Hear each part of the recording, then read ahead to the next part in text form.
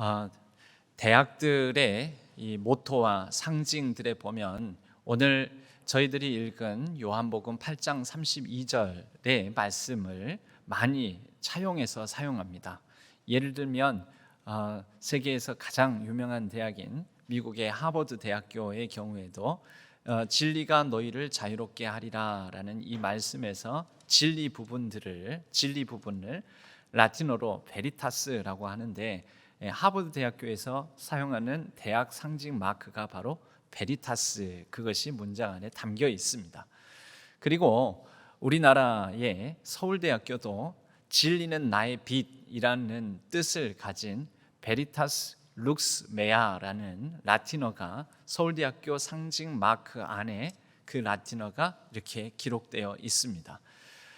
이 밖에도 많은 대학들, 일명 미션계 기독 대학들의 경우에는 진리가 너희를 자유롭게 하리라, 이 말씀 자체가 아예 대학의 철학을 담은 대학의 표로 정해져 있고, 또 미션계 학교가 아니라 할지라도 진리 또는 진리와 자유 또는 진리와 자유와 빛 또는 진리와 빛, 이런 식으로 진리가 너희를 자유롭게 하리라 라는 말씀이 그 안에 담겨져 있습니다. 여기에 대학들이 왜 진리, 자유, 그들이 복음을 붙드는 것도 아닐 텐데 왜 이런 말을 담고 있을까요? 그 안에는 아마 갖고 있는 진리에 대한 하나의 생각이 담겨 있을 것입니다. 대학들에서 진리를, 베리타스를 사용하는 것은 대학에서 배우고 가르치고 연마하는 학문과 지식이 곧 사람들을 무지로부터 벗어나게 만들어서, 또 무지로부터 먼저 벗어난 지식인들이 세상의 삶에 나아가 많은 사람들의 여러 연약한 부자유함 속에서 구해줄 것이다. 배워서 남주냐라고 우리가 소위 얘기하는데, 배워서 남주는 삶을 살아가도록 이 학문의 전당인 대학에서 지식과 학문을 잘 연마하고 다듬어 가기를 바란다, 그런 마음이 담겨 있을 것입니다. 여기에서 말하는, 그렇다면 진리는 학문적 지식, 학문적 진리라고 말할 수가 있을 테고, 자유라 함은 우선은 무지, 몽매함으로부터의 자유를 말하는 것일 것입니다. 우리가 일상적으로 대한민국 사회 안에서 또 자유민주주의 논쟁들이 있습니다. 자유민주주의이냐 아니면 그냥 민주주의라고만 해도 되느냐, 또 경제적으로는 자유시장 경제, 이런 부분들의 자유라는 단어가 사용되고요. 또 신자유주의 해서 무한 경쟁이 일어나는 신자유주의, 이런 체제, 이렇게 얘기하면서 오늘날 자본주의는 신자유주의 경제체제다, 이런 얘기를 하면서 또 자유라는 말이 쓰이는 것을 들어본 적이 있을 것입니다. 바로 이 자유에는 이렇게 다양한 방식으로 다양한 분야에 사용되면서 그 자유라는 말이 갖고 있는 의미가 정치 사상적으로 쓰이기도 하고, 경제적으로 쓰이기도 하고, 또 사회적으로 쓰이기도 하고, 또 학문적으로 쓰이기도 한다라는 것이지요. 그렇다면 오늘 예수님께서 말씀하시는 이 진리가 너희를 자유롭게 하리라, 여기에는 어떤 의미를 가지고 예수님께서 이 말씀을 사용하셨을까요? 우리로 하여금 정치, 경제, 사회적으로 진리를 알고 진리를 가지면 그 진리가 우리로 하여금 정치, 경제, 사회, 신분, 여러 억압, 폭력으로부터 자유함을 누리는 삶을 산다라는 말씀일까요? 오늘 이 말씀을 우리가 보면 이 말씀이 여러 곳에서 인용되어서 또 차용되어서 쓰여지곤 하지만, 우리 이 말씀을 먼저는 예수님께서 하신 그 본질적인 의미를 놓고 살펴야 우리 또한 진리 안에서 진정 참 자유로운 삶을 살아갈 수 있을 것입니다. 오늘 말씀 31절부터 보면, 너희가 내 말에 거하면 참으로 내 제자가 되고 진리를 알지니 진리가 너희를 자유롭게 하리라 라고 말씀합니다. 이 말씀을 들었더니 여기에 보면 이 말씀을 누구에게 예수님께서 하시냐면, 예수께서 자기를 믿은 유대인들, 그러니까 믿은 유대인들, 그 앞절에 보면 그렇게 나옵니다. 이 말씀을 하심에 30절에 많은 사람이 믿더라. 예, 무슨 일이 있었을까요?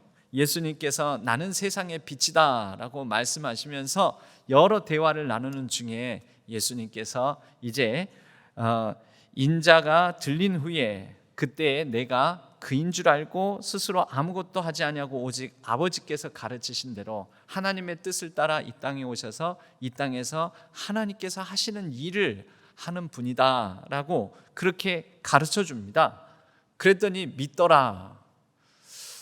근데 믿은 사람들이 예수님께서 그 진리가 너희를 자유롭게 하리라 라고 말씀하신 다음에는 뭐라고 응답을 하냐면, 아니 우리가 종이 된 적이 없는데, 한 번도 종이 된 적이 없는데 왜 우리 보고 자유롭게 될 거라고 말씀하시냐고 그렇게 대묻습니다.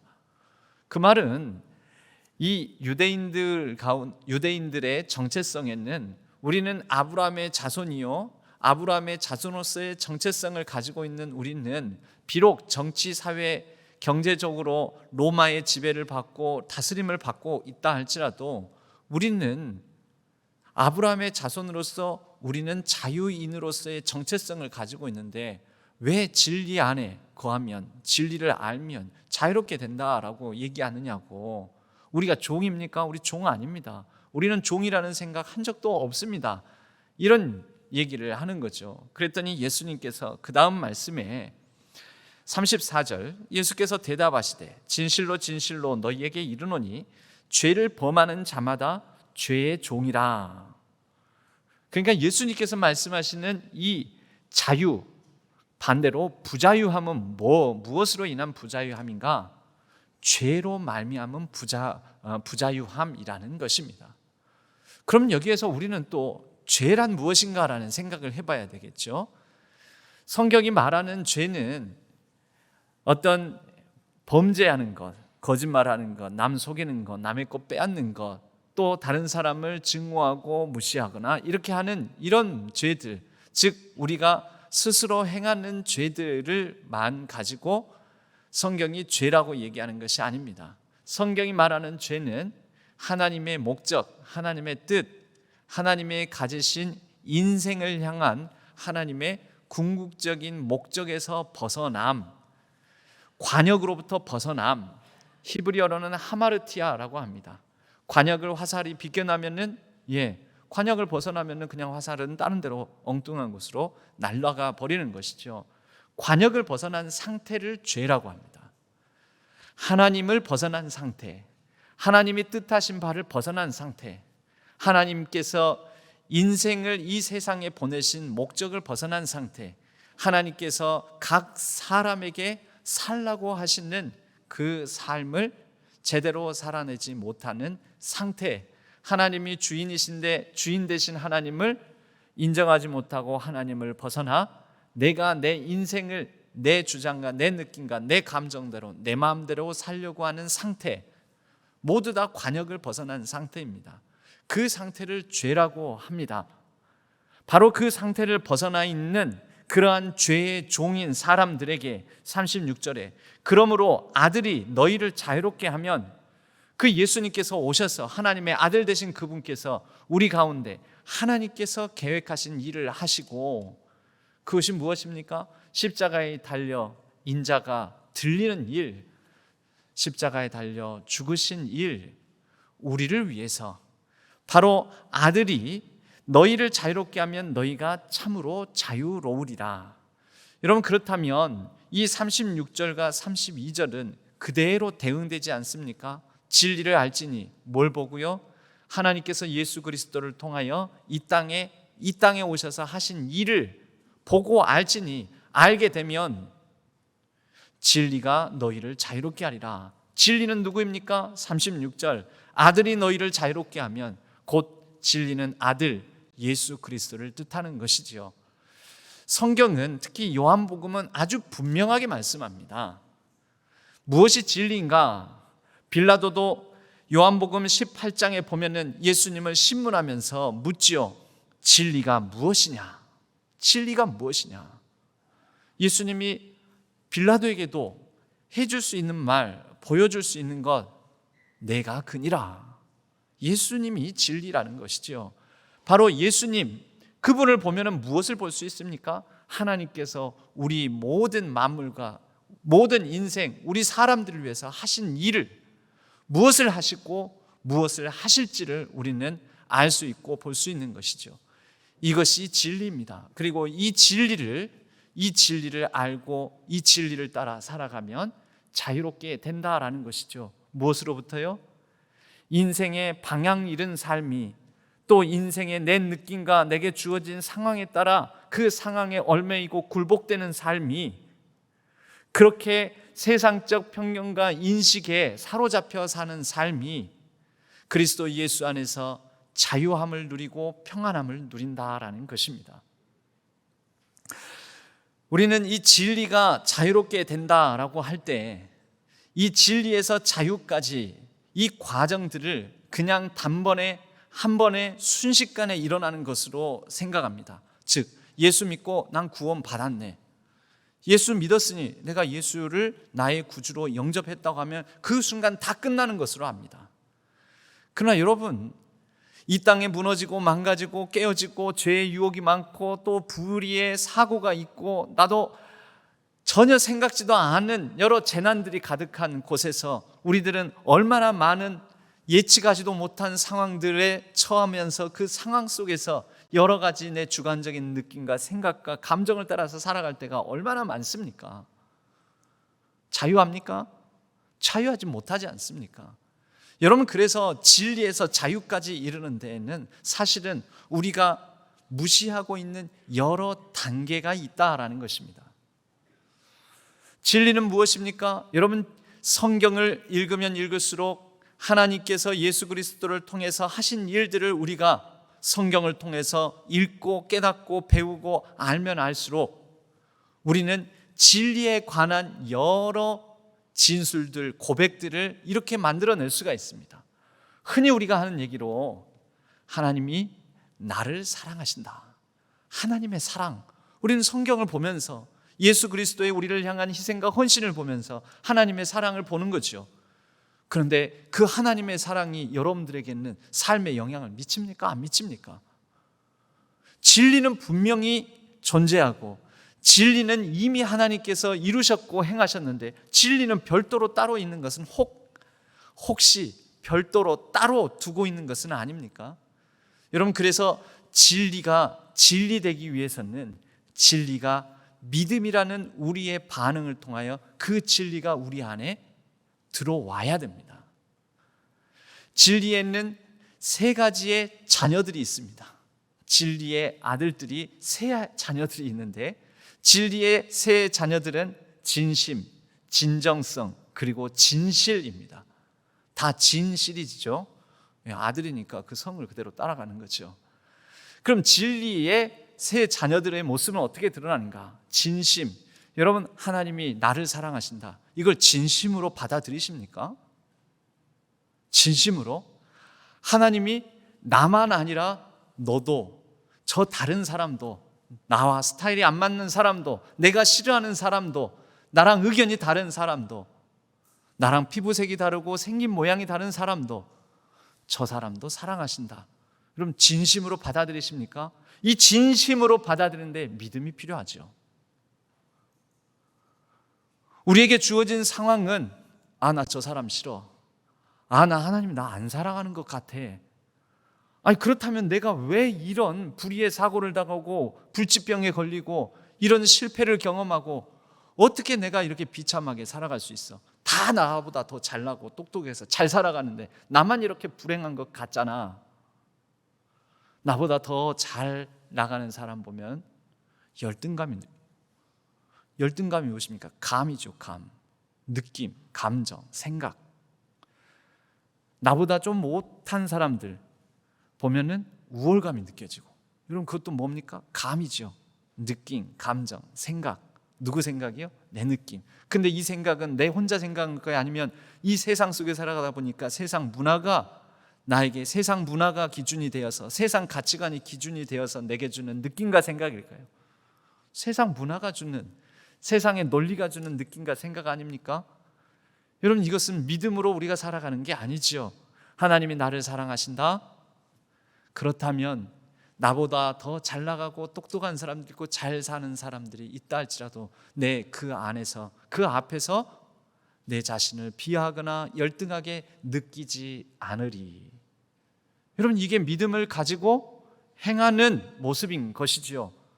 그러므로 나보다 앞선 사람이나 또는 나보다 뒤처진 사람들이나 어떤 상황 속에서도 우리는 하나님이 나를 사랑하신다라는 이 한 문장의 진리 속에서 자유함, 평안함을 누리게 되는 것입니다. 진리는 진심으로 받아들일 때 우리의 삶의 진정성을 가지고 행함으로 드러나며, 그것이 지속적으로 이루어질 때 우리의 삶은 진실한 삶의 모습으로 변화된 인격으로 나타나게 됩니다. 여러분, 이러한 과정의 삶을 살아갈 때 진리를 알지니 진리가 너희를 자유롭게 되리라, 진리로부터 자유까지의 삶이 이루어지는 것입니다. 우리 또 다른 하나의 진술을 한번 해볼까요? 하나님은 나를 사랑하듯 저 사람도 사랑하셔. 여러분, 하나님은 나를 위해서만 예수님께서 십자가에서 죽으신 게 아니라 모두를 위해서 죽으셨지요. 그렇다면 이제 이 진술을 가지고 우리의 믿음으로 이것을 진심으로 받아들이는 상황과 그렇지 못한 상황이 있을 수 있습니다. 한번 대판 싸운 거죠. 나랑 의견이 다르고 또 나랑 성격이 안 맞고 스타일이 안 맞는 사람하고. 그러면 저 사람 꼴도 보기도 싫습니다. 마음에 등이 집니다. 아, 나 저 사람 싫어. 저 사람 상종도 하지 않을 거야. 아, 저 사람 나 피해서 살 거야. 저 사람하고 밥도 먹기 싫어. 일하기도 싫어. 나 다 싫어. 여러분, 이거는 진리입니까? 아니면 내 생각과 그 상황에 따르는 느낌과 감정입니까? 성경 말씀에는 이런 말씀이 있습니다. 고린도후서 5장 7절 말씀에 우리는 믿음으로 살아가지 보는 것으로 살아가지 아니합니다. 보는 것으로 말미암아 우리는 느낌을 갖지요. 그 상황으로 말미암아 우리에게 주어지는 감정이 있지요. 그것으로 말미암아 형성되는 내 생각이 있지요. 내 느낌, 내 감정, 내 주관적인 생각. 신앙은, 믿음을 가진 사람은 그것으로 살아가지 않는다라는 것입니다. 믿음으로, 진리를 다시 진심으로 받아들이는 믿음으로, 그리고 진정성을 갖고 그 사람을 피해야지, 나 저 사람하고 상종도 하기 싫어라는 느낌과 감정의 노예, 부자유함이 아니라, 아, 하나님께서 저 사람도 사랑하시는구나. 내 지금 감정은 나도 아직 누그러지지 않아서 내 감정이 지금 나를 주관하는 것 같지만, 그러나 진리를 내가 믿음으로 진심으로 받아들임으로 내가 진정성을 가지고 저 사람도 하나님이 사랑하는 자로서 저 사람을 위해서 긍휼과 자비한 마음을 가져야지. 그를 위해 기도해야지. 이런 마음을 갖는 거죠. 그럴 때 우리는 그 사람을 싫어하는 증오와 미움, 회피하고 꼴도 보기 싫다라는 그런 마음과 생각의 노예가 아닌 자유함을 갖게 되는 것입니다. 여러분, 또 다른 이런 그 상황이 있지요. 물질에 눌리는 것입니다. 물질의 소유욕에 사로잡히는 것입니다. 그런데 물질은, 모든 돈과 물질은 하나님으로부터 말미암았으며 하나님께서 주신 것이다. 여러분, 하나님이 중심이 되어 하나님께서 주신 것이라는 생각이 있기에 그 물질을 더 악착같이 붙들고자 하는 소유욕과 물욕의 노예가 되는 것이 아니라, 이것을 때로는 손을 펴서 나눌 수 있는 마음, 손을 펴서 누군가를 위해서 드릴 수 있는 마음, 손을 펴서 하나님께서 주셨으니 하나님께 내가 다시 드립니다라는 행함으로 나타날 수 있는 것이지요. 야고보서 2장 17절은 이와 같이 믿음의 행함이 따르지 않으면 그 믿음은 그 자체만으로 죽은 것입니다. 사실은 믿음이 없다라는 것입니다. 물욕과 소유욕의 노예로부터 자유함은, 모든 물질은 하나님께서 주신 것이요 하나님으로부터 말미암은 것이다. 이건 내가 본 거야. 이건 내가 어떻게 번 돈인 내가 아니라 하나님이 주신 복이야. 하나님으로부터 말미암은 것이야. 그러므로 우리는 손을 펴서 놓을 수도 있는 것입니다. 반대로 너무 궁핍하고 가난한 가운데에서 또 그것도 물질의 노예인 것입니다. 그 궁핍하고 가난으로 말미암아 내 자존감이 낮아지고 그로 말미암아 사람들 앞에 어떤 상황 앞에 당당히 서지 못하고 이 눌리는 마음, 이것도 노예 상태 아닙니까? 물질의 노예, 자유롭지 못한 상황. 물질은 하나님으로부터 말미암은 것이며 그러하기에 내가 이 물질로 말미암아 눌릴 게 아니다. 비록 가난하고 궁핍하여도 하나님이 내 삶을 인도해 주신다. 그 안에서 자유함과 평안함으로 누릴 수 있다라는 것이죠. 하나님께서 우리 인생을 주관하시고 다스리신다. 불의의 사고를 당했습니다. 불치의 병에 걸렸습니다. 하나님께서 내 인생을 다스린다고? 말도 안 돼. 그렇다면 어떻게 이런 일이? 그렇지만 우리는 이 진리 문장을 믿음으로 진심으로 받아들임으로 진정성을 가지고 비록 내가 지금 실패하고 넘어지고 원치 않는 상황 가운데 놓였지만 하나님 분명 내 인생을 선한 길로 이끌어 주실 것이다. 이런 믿음으로 행하는 거지요. 그러므로 나는 이 실패에 굴하지 아니하고 실패의 노예, 좌절감의 노예, 그리고 내 인생의 불의의 사고가 나를 움켜 싸고 놓지 못하는 노예 상태가 아니라 하나님께서 다스리시는 그 삶으로 인정하고 하나님께서 주시는 삶을 내 길을, 내 인생을 살아가야지. 이것도 나에게 주신 상황, 이 가운데서 넉넉한 마음으로 살아가야지. 여러분, 이렇게 우리는 믿음으로 반응할 수 있다라는 것이죠. 억울한 일을 당합니다. 그러나 우리는 진리를 알고 있습니다. 하나님이 나를 아신다. 내 억울한 속사정도 이해하신다. 그러므로 하나님께서 나를 아시니 이 억울한 일 상황 속에서 분노와 증오 그리고 그것으로 인한 억하심정으로 살아가는 것이 아니라 이 억울하고 분한 상황을 하나님께서 선하게 갚아주시고 해결해 주실 것이다. 우리는 이렇게 믿음으로 행하고 반응함으로 자유함을 누린다라는 것이죠. 인류의 문명 발달을 이렇게 표현하는 경우가 있습니다. 자유의 확대 과정. 실제 그렇습니다. 얼마 전까지 한 40-50년 전까지만 해도 우리나라는 보릿고개가 닥치면 그 굶주림, 그 가난함, 헐벗음, 먹고 사는 것, 이것으로부터 자유롭지 못했습니다. 그런데 우리나라도 경제적으로 풍요롭고 잘 살게 되니까 지금 역사가 흘러가다 보니까 우리나라도 가난에서 벗어나고 굶주림으로부터 벗어나고 보릿고개를 겪지 않아도 되는, 이왕이면은 맛있는 거 먹어야 되겠다, 뭐 먹을 게 아예 없어서 굶주림 상태로서부터는 자유롭게 되지 않았습니까? 남녀차별과 흑백차별, 즉 인종차별이 엄연히 존재하던 세상이었습니다. 그런데 오늘날 공공연하게 드러내놓고 흑인은 여기 앉지 마, 이런 얘기 못하죠. 해서도 안 되죠. 어디 여자가 이런 데 나서고 끼는 거야, 이런 말 하면 안 되죠. 오히려 그럼 매도당하죠. 여러분, 세상은 그렇게 자유의 확대 과정으로 경제적인 자유, 또 신분과 차별로부터의 자유, 억압과 폭력으로부터 자유, 여러 가지 불편함으로부터의 자유, 오늘날 저와 여러분들이 살아가고 있는 이 현재가 조선시대의 왕보다도 훨씬 더 자유로운 삶을 살아가고 있는 것 아십니까? 우리는 언제든지 먹고 싶으면 더울 때 찬 거 먹을 수 있고요, 또 금방 데펴진 물 먹을 수가 있고, 더운 물 찬물도 우리는 가려서 먹을 수가 있는, 조선 왕은 그렇게 자유롭게 더운 거 찬 걸 마음대로 먹지 못했습니다. 마음대로 빨리 어딘가를 갈 수도 있는 자유가 없었습니다. 그러나 오늘날 우리들이 누리고 있는 것은 이 문명의 발달에 따라서 자유의 확대 과정의 삶을 살아가고 있습니다. 이것을 신앙적으로 적용해 보면 그리스도의 삶이란 진리 안에서 진리로 말미암아 진리를 진심으로 믿음으로 받아들이며 그것을 다시 행함으로 드러내어 우리의 삶의 변화로 자유한 삶을 누리는 그 놀라운 자유의 확대 과정이라고 볼 수가 있습니다. 여러분, 진리로 인하여서 여러분들의 삶이 자유하십니까? 그 자유가 확대되어 가고 있습니까?